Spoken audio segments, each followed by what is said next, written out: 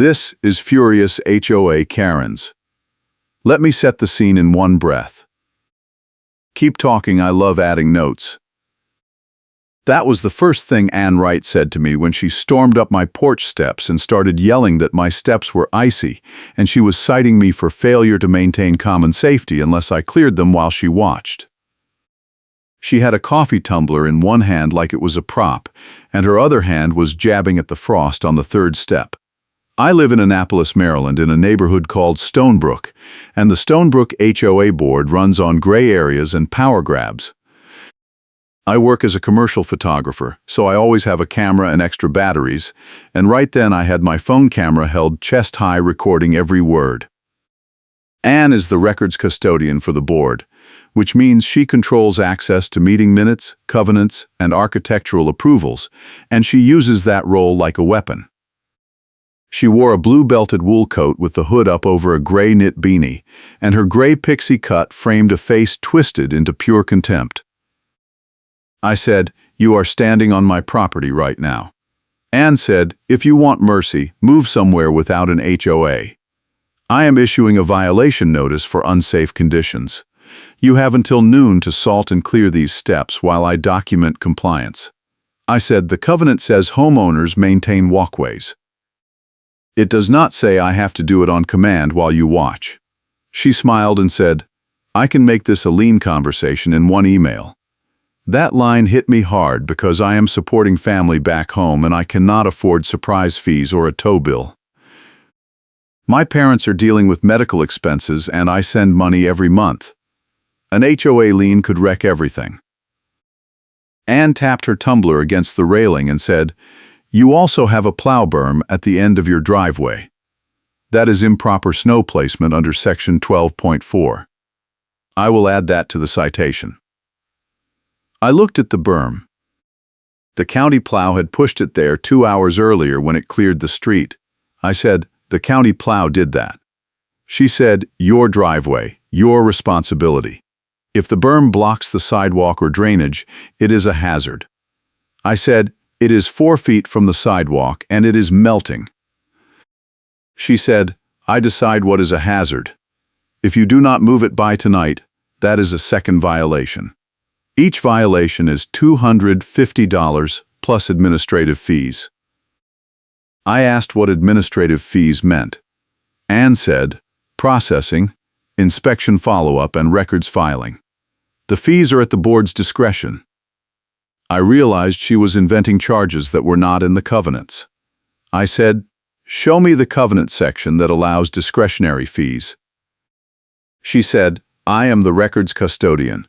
If you want a copy of the fee schedule, you can request it in writing and pay the document retrieval fee."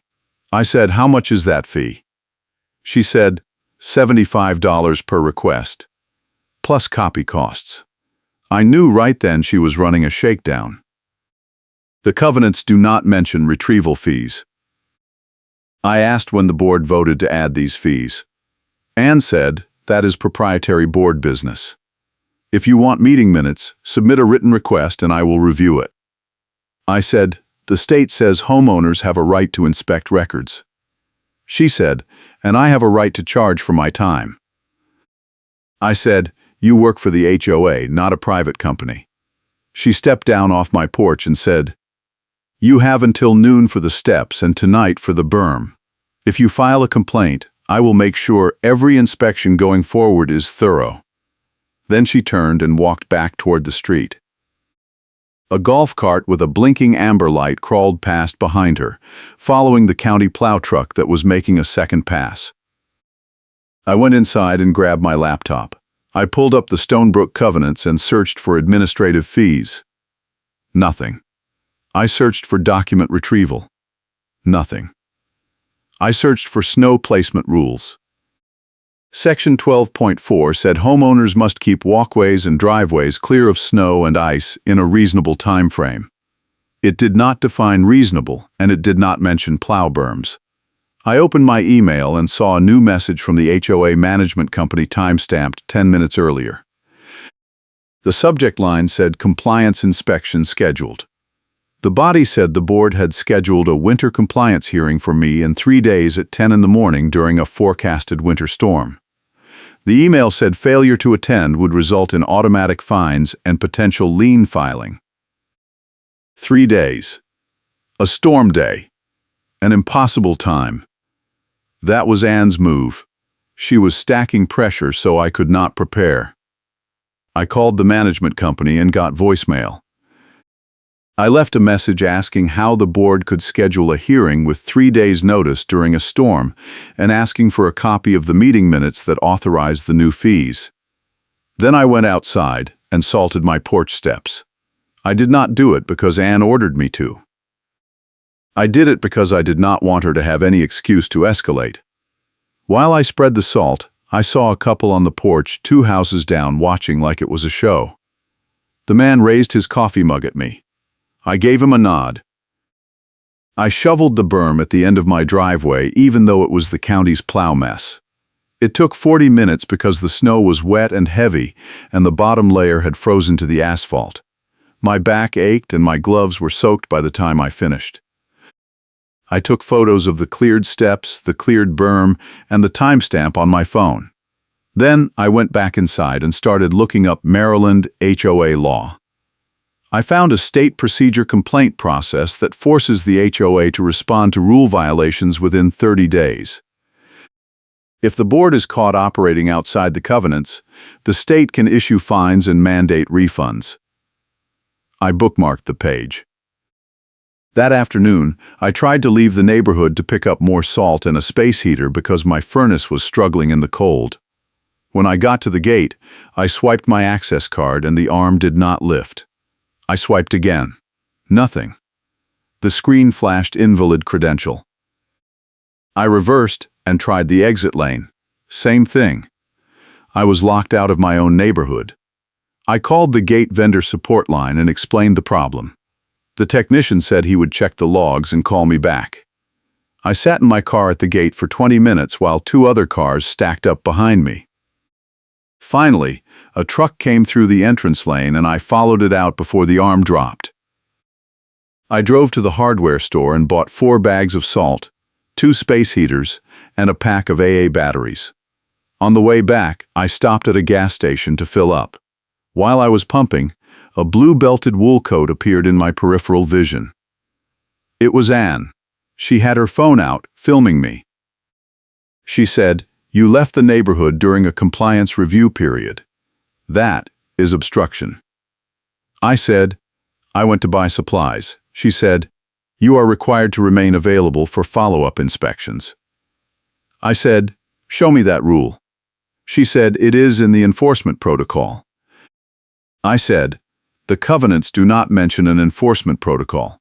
She said, "Then you should request a copy." $75. I kept pumping gas and said, "You followed me here to film me buying salt?" She said, "I am documenting your behavior. You have a pattern of non-compliance."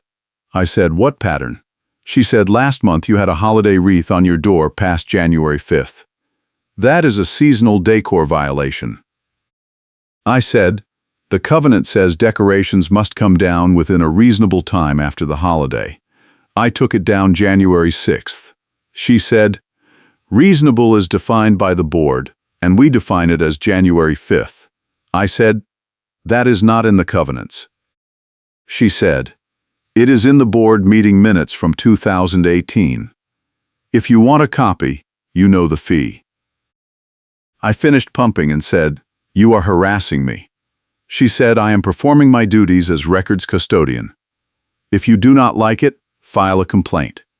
But I control the records, so good luck." Then she got back in her car, a white sedan with a Stonebrook HOA parking placard in the windshield, and drove off. I got in my car and checked the time on my phone. It was 3:15. The gate vendor technician called me back. He said, "I checked the access logs. Your credential was manually deactivated at 10:42 this morning." I said, "By who?" He said, "The system shows board admin access. Someone with administrator rights turned off your card." I said, "Can you turn it back on?" He said, I can, but if the board deactivated it on purpose, they will just do it again. You need to talk to them. I asked him to send me the access log report showing the deactivation. He said he could email it as a PDF. I gave him my email address and he said it would arrive in a few minutes. Then I called the management company again. Still voicemail. I left another message explaining that my gate access had been deactivated without notice and asking for an immediate explanation. I kept my tone calm, but I made sure to say I was documenting everything. When I got back to the neighborhood, I had to wait for another car to enter so I could tailgate through the gate. The driver gave me a confused look, but let me follow. That night, I got an email from Anne. The subject line said, "Final Notice Winter Compliance." The body said I had failed to maintain my property to board standards, and I was being fined $500, $250 for the steps and $250 for the berm, plus $150 in administrative fees.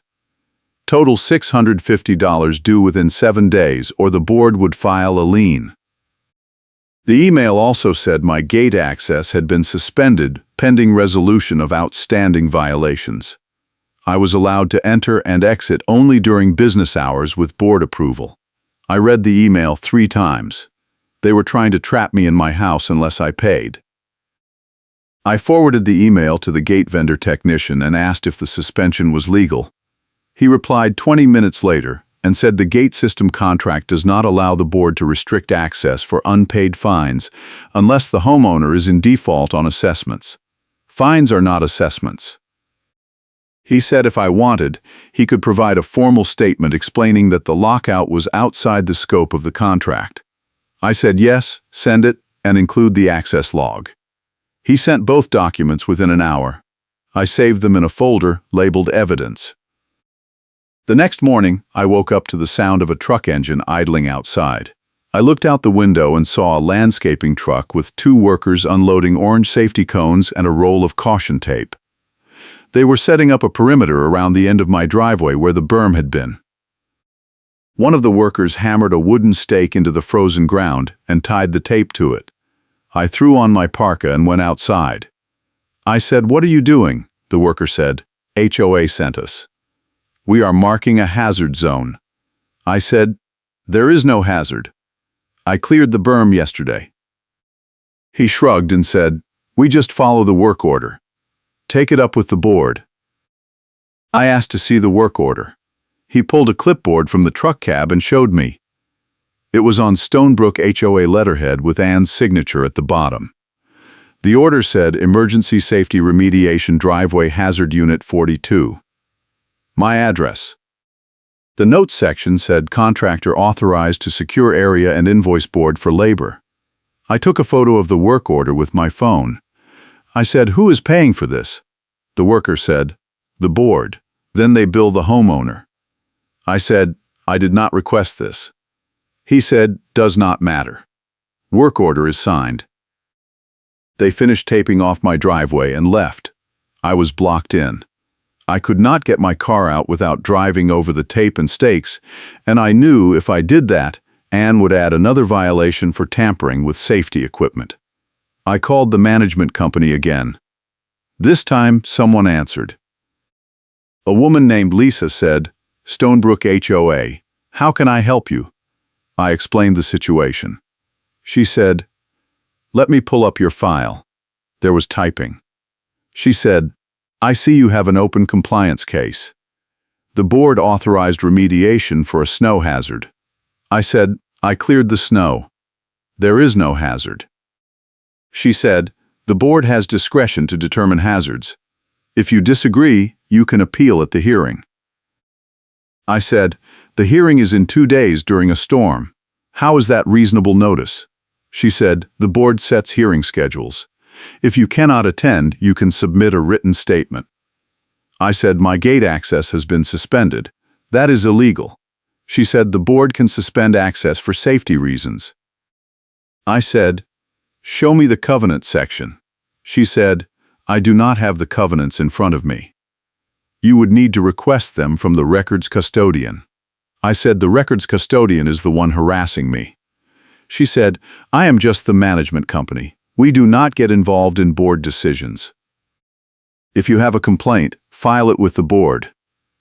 Then she hung up. If you are enjoying this HOA nightmare, hit that like button and subscribe so you do not miss the next story, where the board learns what happens when they push the wrong person. I sat in my kitchen and made a list. Gate lockout, fake safety remediation, invented fees, harassment at the gas station, meeting scheduled during a storm with 3 days' notice, pattern of retaliation for asking questions. I opened the Maryland HOA statute and read the section on records access. It said homeowners have the right to inspect governing documents and meeting minutes within 10 business days of a written request, and the board can charge only reasonable copying fees, not retrieval fees or administrative markups. Anne was breaking the law. I drafted a formal records request and emailed it to the management company and copied Anne. I requested all meeting minutes from the past 2 years, the current fee schedule, and any board resolutions authorizing the new administrative fees. I kept the tone professional and cited the statute. 2 hours later, Anne replied. She said my request was received and under review. She said the records retrieval fee would be $525 based on estimated time to compile and copy 70 pages of minutes at $7 per page plus $75 for processing. I did the math. That was insane. The statute allowed reasonable copying fees, usually 10 or 25 cents per page, not $7. She was pricing the request to make it impossible. I replied and said the fee was not reasonable under state law and I was requesting electronic copies at no charge. She replied within minutes and said the board does not provide electronic records and the fee stands. I forwarded the entire exchange to the state HOA ombudsman and filed a formal complaint. The online form asked for evidence of the violation, so I attached Anne's emails, the gate vendor report, and the fake safety work order. I wrote a summary explaining that the board was operating outside the covenants, charging illegal fees, restricting my access without cause, and retaliating against me for questioning their authority. I submitted the complaint and got an automated reply saying the office would review it within 30 days and contact the HOA for a response. 30 days. That was too long. The hearing was in 2 days and Anne was escalating every day. I needed leverage now. I kept my plan quiet, because the HOA depends on controlling the narrative. I called a friend who works in county code enforcement and asked if HOA boards are required to follow open meeting laws. He said yes. In Maryland, HOA boards must give homeowners notice of meetings, allow them to attend, and keep minutes. He said if a board is making decisions without a quorum or in secret, those decisions are invalid. I asked how I would prove that. He said get the attendance records for their meetings. If they are voting without enough board members present, the votes do not count. That gave me an idea. I went back through the emails and notices I had received from the board over the past year. Most of them referenced board votes, but none of them included the vote count or attendance. I pulled up the Stonebrook bylaws on the HOA website. The bylaws said the board had 5 members and a quorum was 3. Any vote required a majority of the quorum. I made a note. If the board was voting with only 2 members present, the votes were invalid. I needed proof. The next day, I got a voicemail from the landscaping company that had taped off my driveway. The message said the board had approved a follow-up service to remove the hazard and they would be back tomorrow morning to haul away the remaining snow. The cost would be $475 and it would be added to my HOA account. I called them back and said, "There is no remaining snow. The area is clear." The woman on the phone said, "We have photos from yesterday showing ice accumulation." I said, "Send me the photos." She said, "We send them to the board, not the homeowner." I said, "Do not come to my property." She said, "We have a signed work order. If you interfere, the board can pursue legal action." I hung up and called a lawyer. I explained the situation and asked if the HOA could bill me for services I did not request. The lawyer said it depends on the covenants. If the covenants allow the board to perform maintenance and charge the homeowner, they might have a case, but it has to be reasonable and necessary. He said the fake safety perimeter sounded like retaliation, not maintenance. He said if I wanted to fight it, I should attend the hearing, bring evidence, and request a vote breakdown. He said his consultation fee was $200, and if I wanted him to represent me at the hearing, it would be $800 flat. I could not afford that on top of the fines and the gate vendor bill. I said I would handle the hearing myself. He said, "Good luck. Bring recordings if Maryland is a one-party consent state." I looked it up after the call. Maryland is one-party consent. I could record the hearing as long as I was present. I charged my phone and my backup camera battery. I also ordered a small portable audio recorder online with overnight shipping. It arrived the next morning in a plain box. I tested it. Crystal clear. I put it in my coat pocket. The morning of the hearing, the storm rolled in. Snow started falling at 6. By 8, there were 3 inches on the ground and the roads were slick. The county plow had not come through yet. I got a text from the management company saying the hearing was still on and I was required to attend or face automatic penalties. I bundled up, grabbed my evidence folder, my phone, my camera, and the audio recorder, and headed out. The caution tape was still across my driveway. I stepped over it and got in my car. The gate read my card as invalid again. I had to wait 15 minutes in the snow for another car to come through so I could tailgate. The hearing was held at a courthouse annex building 10 minutes away. The board rented a meeting room there once a month. I parked in the visitor lot and walked through the snow to the entrance. Inside, a sign on an easel said Stonebrook HOA Board Meeting Room 3B. I followed the arrows down a hallway. The door to 3B was propped open. Inside, a folding table was set up at the front with 3 chairs behind it. Anne sat in the middle chair. To her left was a man in his 60s wearing a red sweater, and to her right was a woman in her 50s with a tablet. That was the board. 3 people. Exactly a quorum. I sat in one of the plastic chairs facing the table. 2 other homeowners sat near the back. One of them was the guy from the porch 2 houses down who had raised his coffee mug. He gave me a nod. Anne called the meeting to order at 10. She said, "This is a winter compliance hearing for Unit 42. The board has reviewed the violations and the homeowner's record. We will hear a statement from the homeowner and then vote on penalties." She looked at me and said, "You have 5 minutes." I stood up and said, "Before I start, I want to confirm that this meeting has a quorum and that all votes today will be recorded with attendance." Anne said, "We have a quorum." I said, "Can you state for the record who is present?" She said, "Myself, Anne Wright, Records Custodian. Board President Dale Murphy. Board Treasurer Jennifer Holt. That is 3 of 5. Quorum confirmed."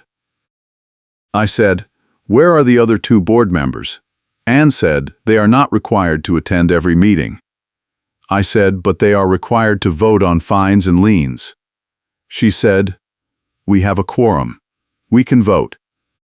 I said, "I am requesting the vote breakdown for every decision affecting me, including the gate suspension and the remediation work order." Anne said, "That information is in the minutes. Request a copy." I said, "I requested minutes 2 days ago and you want to charge me $525. She said, "And your point?" I said, "The state statute says you can only charge reasonable fees. $7 a page is not reasonable." Anne said, "The board sets the fee schedule." I said, "Show me the board resolution that authorized it." She said, "That is in the minutes." I said, "Which you will not provide." She slammed her hand on the table and said, "You are wasting time. State your case or sit down." I said, "Fine." I cleared the snow from my porch steps the same day you cited me. I cleared the plow berm the same day even though the county plow created it. I have photos with timestamps. I handed her my phone with the photos open. She glanced at it and said, "You cleared the steps after I issued the violation." That does not erase the violation. You were non-compliant at the time of inspection. I said, "The covenant says homeowners must maintain walkways in a reasonable time frame. It does not say immediate." She said, "The board interprets reasonable." I said, "Based on what standard?" She said, "Based on safety." I said, "My steps were no more icy than anyone else's that morning." "Did you inspect other units?" She said, "We inspect based on complaints." I said, "Who complained?" She said, "That is confidential." I said, "Because there was no complaint." "You targeted me because I asked for records." The man in the red sweater, Dale, spoke up and said, "That is a serious accusation." I said, "Then prove me wrong. Show me the complaint." He looked at Anne. Anne said, "We do not have to disclose complainants." I said, "You do if you are using the complaint as the basis for a fine." Dale said, "We are not here to debate process. We are here to resolve your violations. Pay the fines, and this goes away." I said, "I am not paying illegal fines. I also want my gate access restored immediately." Anne said, "Your gate access is suspended for safety reasons." I said, "The gate vendor says you have no authority to suspend access for unpaid fines." She said, "The gate vendor does not make board policy."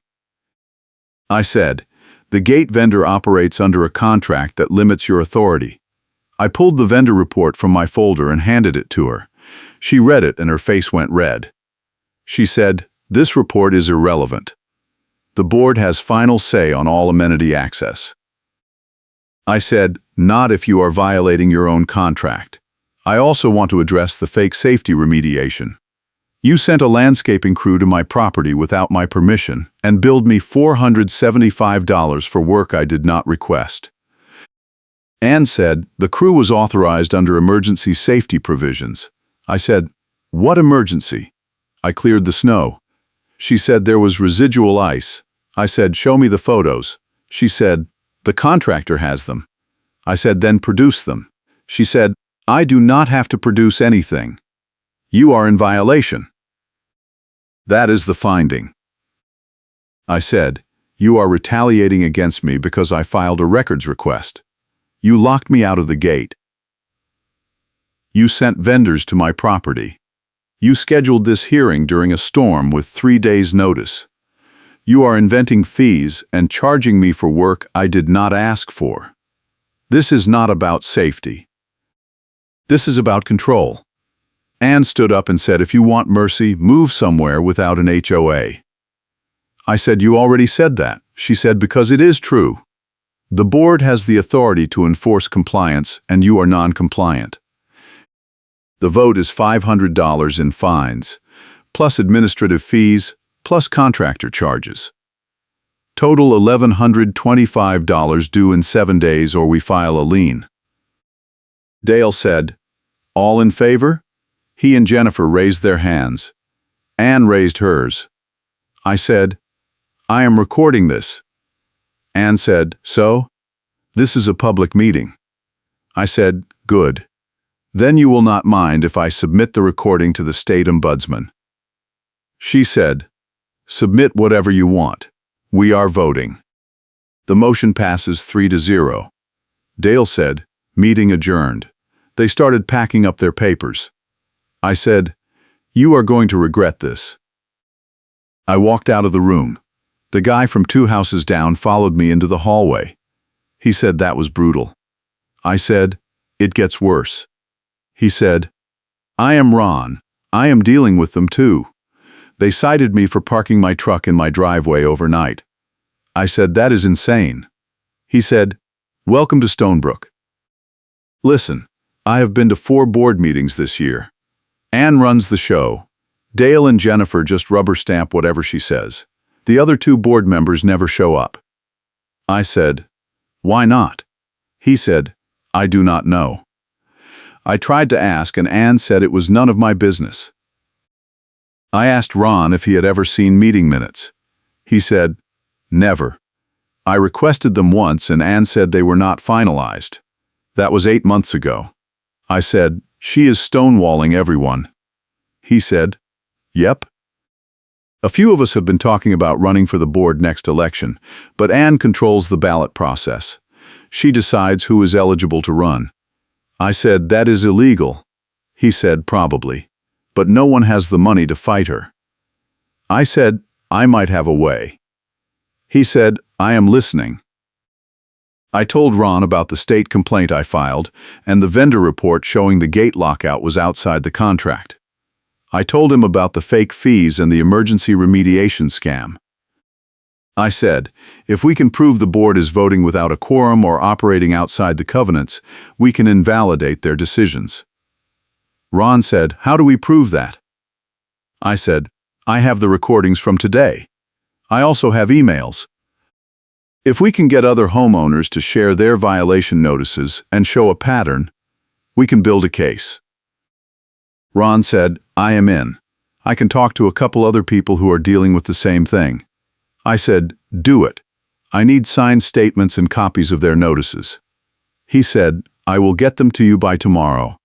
We exchanged numbers. I walked out to the parking lot. The snow was still falling. My car was covered. I brushed it off and sat inside while the engine warmed up. I checked my phone. I had 2 voicemails. The first was from the landscaping company saying they had completed the follow-up remediation and the invoice was being sent to the board. The second was from the management company saying my HOA account was past due and I had 5 days to pay before the board initiated lien proceedings. I drove home slowly through the storm. When I got back to the neighborhood, the gate arm was up because of the weather emergency override. I parked in my driveway and went inside. I uploaded the audio recording from the hearing to my laptop and listened to it twice. Anne's voice was clear. "If you want mercy, move somewhere without an HOA. I can make this a lien conversation in one email." I clipped those sections and saved them as separate files. Then I pulled up the email where she said the same thing on my porch. I kept my plan quiet, because the HOA depends on controlling the narrative. I had her on record threatening me, and I had proof she was operating outside the covenants. I just needed one more piece. That night I got an email from Ron. He attached scanned copies of violation notices from 3 other homeowners. One was cited for having a trash can visible from the street. One was cited for a mailbox that was slightly faded. One was cited for parking a work van in their driveway. All 3 notices included administrative fees between $100 and $200. All 3 were signed by Anne. I compared the dates. 2 of the notices were issued the same week I filed my records request. The third was issued 2 days after I questioned the fee schedule. Pattern of retaliation. I drafted an email to the state ombudsman with all the new evidence. I attached the vendor report, the hearing recording, the violation notices from Ron and the other homeowners, and Anne's emails. I wrote a detailed summary showing the board was charging illegal fees, retaliating against homeowners who asked questions, and voting without proper attendance records. I cited the statute sections they were violating. I hit send at 11:30 that night. The next morning, I got a call from a number I did not recognize. I answered. A woman said, "This is Karen Booth from the Maryland HOA Ombudsman's office. I received your complaint." I said, "That was fast." She said, "Your case flagged our system because you included evidence of financial retaliation and access restriction. Those are priority violations. I am opening a formal investigation. The board will be notified today, and they have 10 business days to respond." I said, "What happens if they do not respond?" She said, "We can issue fines and mandate compliance. If they continue to operate outside the statute, we can refer the case to the Attorney General." I said, "They already voted to fine me $1,125 and threatened a lien." She said, "Do not pay anything until the investigation is complete." If we find the fines are invalid, the board will be required to refund them. She said, I am also going to request their insurance carrier information. If the board is operating without proper coverage or violating their fiduciary duties, the carrier needs to know. I said, thank you. She said, I will be in touch. Keep documenting everything. 2 hours later, I got an email from the management company.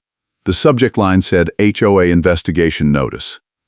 The body said the Maryland HOA ombudsman had contacted them regarding a complaint, and all pending enforcement actions were on hold pending the outcome of the investigation. It said the board would meet an emergency session to review the complaint and determine next steps. I forwarded the email to Ron. He replied, "This is huge." I also got the notice. 3 other people did too. Anne is panicking. That afternoon, Anne sent an email to all homeowners. The subject line said important community update. The body said the board was aware of a complaint filed with the state and wanted to assure residents that all actions taken by the board were within the scope of the covenants and bylaws. It said the board operated transparently and in the best interests of the community. It said any homeowner with questions could contact the records custodian for clarification. The email did not mention the investigation specifically or the hold on enforcement. Classic deflection. I replied to the email and copied all residents. I wrote, "The state has placed a hold on enforcement actions because the board has been charging illegal fees, restricting access without cause, and retaliating against homeowners who request records. I have provided the Ombudsman with evidence including recordings, vendor reports, and emails. I encourage all residents to review the Maryland HOA statute and understand their rights. If you have been charged administrative fees or cited for violations, you may be entitled to a refund." I attached a link to the state statute. Within an hour, my inbox was flooded. 6 homeowners emailed me directly asking for more information. 2 said they had been charged document retrieval fees. 1 said Anne had locked them out of the community pool last summer for asking about the budget. Another said the board had billed them for landscaping work they did not request. I forwarded all of it to the Ombudsman. She replied, "This is a systemic issue. I am escalating the investigation." The board scheduled an emergency meeting 3 days later. The notice went out to all residents. The agenda included a closed executive session to discuss the state investigation and a vote on interim enforcement policies. Ron and I decided to attend. So did 8 other homeowners. When we walked into the meeting room at the clubhouse, Anne looked like she had not slept. Her gray pixie cut was messy and her blue coat was wrinkled. Dale and Jennifer sat next to her. The other 2 board members were absent again. Anne called the meeting to order and said, "This meeting is to address false allegations made by a resident. The board has done nothing wrong. We operate within our authority, and we will continue to do so." I raised my hand. She ignored me. I stood up and said, "You are operating without a quorum." Anne said, "We have 3 members present. That is a quorum." I said, "But you have been making decisions for months with only 3 members. Where are the other 2? Dale said, "They resigned." I said, "When?" He said, "Last fall." I said, "So you have been voting on fines and liens with an incomplete board?" He said, "We have a quorum." I said, "The bylaws say the board has 5 members. If 2 resigned, you are supposed to appoint replacements or hold an election. You cannot just operate short." Anne said, "We have not had time to fill the seats." I said, "It has been months. That is not an excuse." Jennifer said, "We are working on it." Ron stood up and said, "I want to run for the board." Anne said, "The election is not until next year." Ron said, "If there are open seats, you are supposed to allow homeowners to apply." Anne said, "The process is under review." Ron said, "That is not an answer." I said, "You are stalling because you do not want oversight." Anne said, "This is not up for debate. We are moving to executive session." I said, You cannot move to executive session to discuss enforcement. That is a violation of open meeting laws. Anne said, I am calling a recess. Dale and Jennifer stood up. Anne said, we will reconvene in 15 minutes. The three of them walked out of the room. The rest of us stayed. One of the homeowners, a woman named Beth, said they are going to try to vote in private. Ron said, we need to stop them. I said, we need to document it. I pulled out my phone and started recording. I walked to the door they had exited through and knocked. No answer. I opened the door. It was a small office. Anne, Dale, and Jennifer were huddled around a laptop. Anne looked up and said, this is a private executive session. I said, executive sessions are for personnel and legal matters. You cannot use them to hide from residents. Anne said, get out or I will call security. I said, call them. I am not leaving until you reconvene in public. Dale said, Anne, just let it go. She said, no. These people need to learn their place. I said, our place? We are homeowners. You work for us. Anne said, I do not work for anyone. I am elected to this board, and I will enforce the rules as I see fit. I said, you were elected to follow the covenants, not invent your own rules. She stood up and said, if you want mercy, move somewhere without an HOA. That was the third time she had said it. I smiled and said, that line is going to cost you. She said, what? I pulled out the audio recorder from my coat pocket and held it up. I said, I have you on tape threatening me, charging illegal fees, and admitting you are operating outside the covenants. I also have the vendor report proving you locked me out of the gate without authority. I have violation notices from 6 other homeowners showing a pattern of retaliation. And I have your emails where you invented a $525 records fee that violates state law. I kept my plan quiet, because the HOA depends on controlling the narrative. But now the state has all of it. Anne's face went pale. Dale said, what are you talking about? I said, the ombudsman is investigating. The board's enforcement actions are on hold. And if you vote on anything today without a full board and without public notice, those votes are invalid. Jennifer said, we gave public notice. I said, you gave 3 days' notice during a storm for my hearing. That is not reasonable. And you have been making decisions for months without a quorum. Ron pulled out his phone and said, I have been tracking board attendance. You have not had more than 3 members at a meeting since October. That means every vote you have taken since then is invalid. Anne said, that is not true. Ron said, prove it. Show us the attendance records. She said, those are in the minutes. Ron said, which you will not provide. I said, the ombudsman has requested all meeting minutes and financial records. If you do not produce them, the state will assume you are hiding something. Anne sat down and put her head in her hands. Dale said, maybe we should just cooperate. Jennifer said, I am not taking the fall for this. We reconvened in the main meeting room. Anne read a prepared statement saying the board was cooperating with the state investigation and all enforcement actions were suspended until further notice.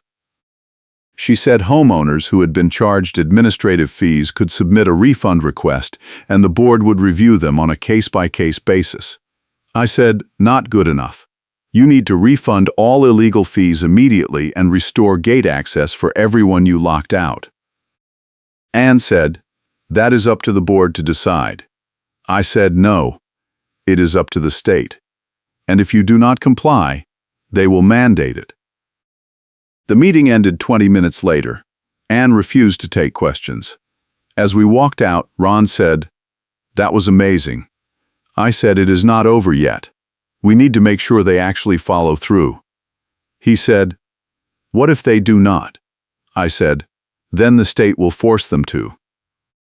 And if they still refuse, the insurance carrier will drop them and the whole neighborhood will be at risk. Ron said, how do you know that? I said, because I called the carrier yesterday and told them the board was operating outside the covenants. They are opening their own review. 2 weeks later, I got a letter from the insurance carrier. It was addressed to all homeowners. The letter said the carrier had been notified of governance issues within the Stonebrook HOA and was conducting a compliance audit. It said the board had been asked to provide proof of proper meeting procedures, financial controls, and adherence to the covenants. It said if the board could not demonstrate compliance, the carrier would issue a non-renewal notice, and the association's coverage would lapse in 60 days. The letter ended with a warning that the board was required to respond within 10 business days or face immediate cancellation. I forwarded the letter to the ombudsman. She replied, "This is exactly what I needed. The carrier is holding the board accountable. If they do not comply, the entire neighborhood could lose insurance coverage, and that would trigger lender requirements for individual homeowners to obtain their own policies at much higher rates. The board will not risk that." I said, "So what happens now?" She said, "The board will be forced to refund all illegal fees, restore access, and reform their governance procedures. If they do not, the state can dissolve the board and appoint a receiver." 3 days later, Ann sent an email to all homeowners. The subject line said board update and refund process. The body said the board had reviewed the state investigation findings and determined that certain administrative fees were not properly authorized under the covenants. It said affected homeowners would receive full refunds within 30 days.